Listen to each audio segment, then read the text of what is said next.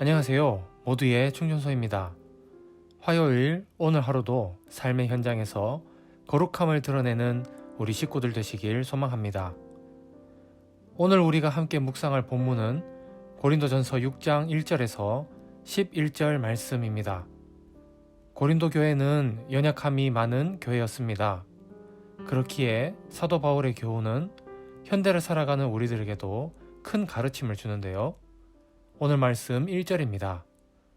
너희 중에 누가 다른 이와 더불어 다툼이 있는데 구태여 불의한 자들 앞에서 고발하고 성도 앞에서 하지 아니하느냐. 현대 교회 안에서 적지 않게 일어나는 일 중에 하나가 바로 소송의 문제입니다. 교회와 성도 사이, 그리고 성도와 성도 사이에 갈등과 문제가 있을 때 그 문제를 구원 공동체가 해결하지 못하고 세상의 재판으로 들고 가는 것이죠. 왜 이것이 문제입니까? 2절입니다. 성도가 세상을 판단할 것을 너희가 알지 못하느냐?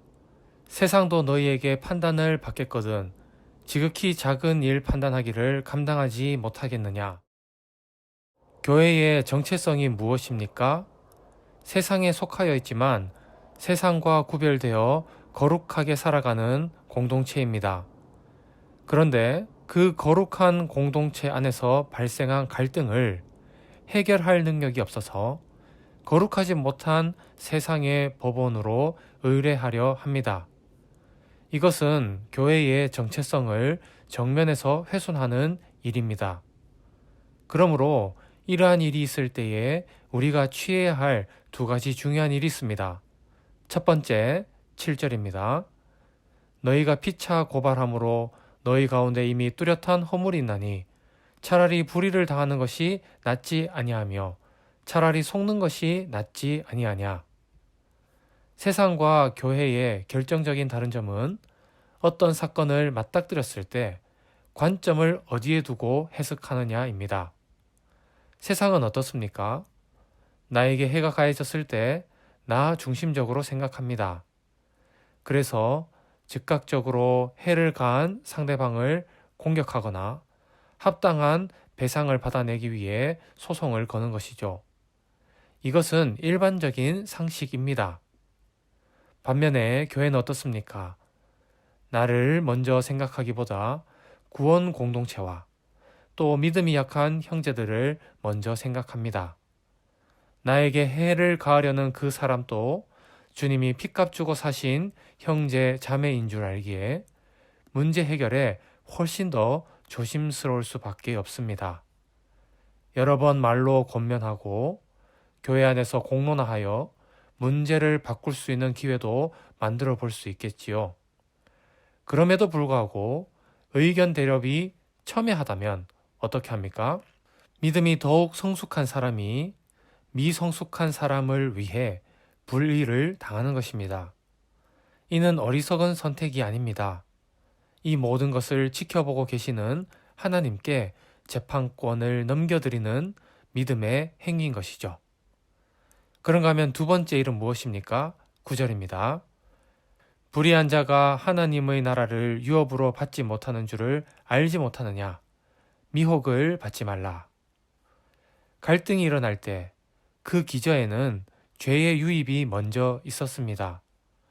죄는 하나님 나라를 유업으로 받지 못하게 만들기 때문에 철저하게 제거해야 합니다.